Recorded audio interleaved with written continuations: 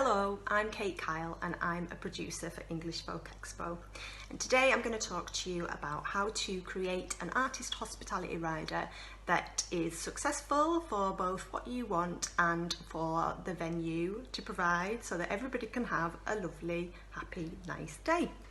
So I think there's three things to bear in mind when you're creating your hospitality rider, and that is that it is realistic, informative and flexible. So, starting with realistic, if you're an artist that sells 150 to 250 tickets, then it's likely that the independent promoter or the venue are going to budget about £10 to £20 per person in the touring party for hospitality. And that will break down as £10 to £15 for a hot meal, and that might be where it ends. Or there may be another £5 to £10 for additional items, which will be snacks or sandwiches or some alcohol or refreshments, whatever. So if you write a rider that says you all want a hot meal, you want 12 rounds of sandwiches, you want a case of beer, a bottle of red wine, a bottle of white wine, some Grey Goose vodka, other premium vodka brands are available, and a bottle of whiskey, then automatically the artist liaison or event coordinator who need to provide you that rider will look at it and they'll do a big sigh, because they know that it's not going to fit within budget instantly and they're going to have to call somebody to negotiate that down. So keeping it within a budget that you would be happy to spend yourself is a good idea. So there is the scenario in which you sell lots and lots of tickets and then the venue may be willing to spend more than they had budgeted on the hospitality items.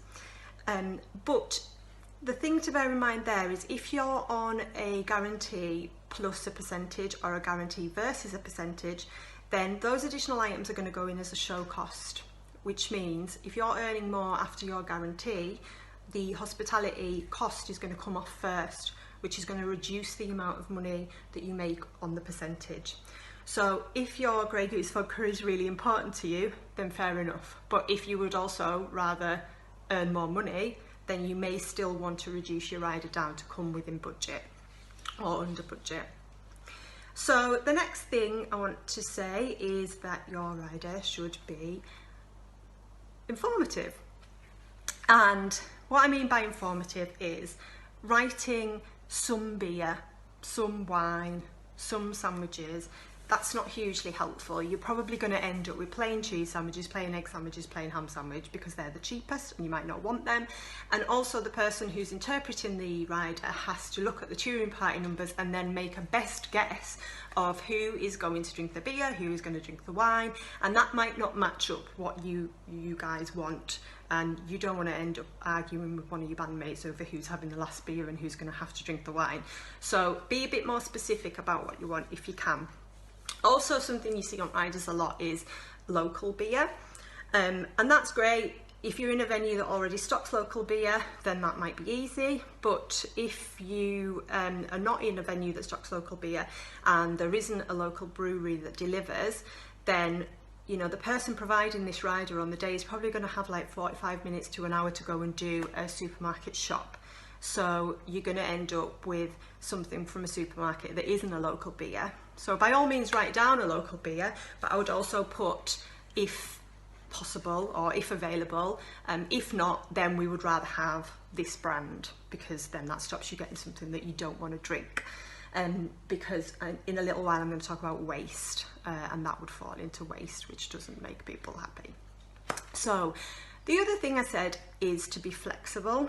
You could write all the things that you would really like down on your rider, but if you put a sentence at the bottom that says, if this doesn't work within your budget, please get in contact to discuss, then that's really great for the person who has to provide it, because they already know there's an open door to have a discussion and it's not going to be difficult or heated, and that you're willing to reduce items where required. So yeah, flexibility, really good.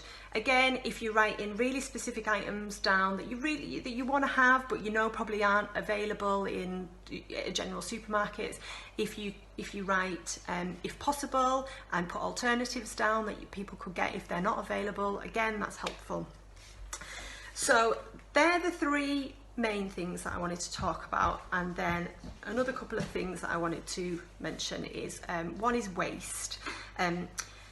Please don't put down loads of things if you don't want them, because it's really frustrating when somebody's gone out and got all of these things and prepared them that you've asked for, and then you go to clear up at the end of the night and they're all just left and stuff hasn't been eaten. Bear in mind perishable items. It might be worthwhile to tour with a cool box if you can. So if you ask for a load of fruit and then you don't eat it on the day, you could take it with you and have the next day. I had, it still irks me to this day, and it's 10 years ago, but I had one particular artist that wasn't a folk artist, I'll say that now, that specifically asked for a full hot roast chicken at precisely 8 p.m. to be delivered to the dressing room. And when I went back at the end of the night, it hadn't been touched. Now, maybe the artist was feeling ill that day and didn't want to eat it. There's loads of reasons why it may not have been eaten, but I do feel that that particular artist just like to ask for things and then waste them. Nobody likes waste, especially in this day and age. And that brings me on to plastic. Most venues and most riders now, you see people don't ask for crates and crates of bottled water in plastic bottles. Most people will tour with a refillable bottle, and most venues will have a filtered water source that you can refill from. If you do need to ask for water, perhaps ask for 12 bottles of water and mention that you will refill them throughout the day. Then another thing I wanted to mention is that we all know that touring is really tough and you don't want to eat the same thing day in, day out. And I think some artist liaisons are probably going to curse me for suggesting this, but if you wanted to write on your rider, these are the staple items that we want, but if the gig is a Monday, we would like this. If the gig is a Tuesday, we would like this, and so on and so forth. I think that's a really great way of making sure you get something different every day, so you're not bored with the items, you're less likely to waste things. So, you know, maybe you can have sandwiches one day, you can have cheese and biscuits the next day, you can have some sushi the day after that, whatever. I quite like seeing that on riders.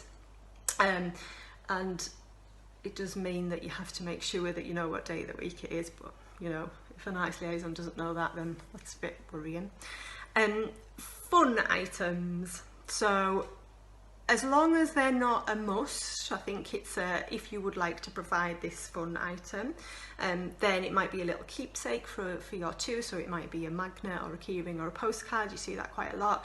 Or it may be something totally wacky, and you know, you're doing a little competition to see which venue or promoter can provide the best one. That's always nice. It's nice to have a bit of fun as an artist liaison. A really great one that I've seen in the past is a picture from a gifted child, and that was quite nice to find.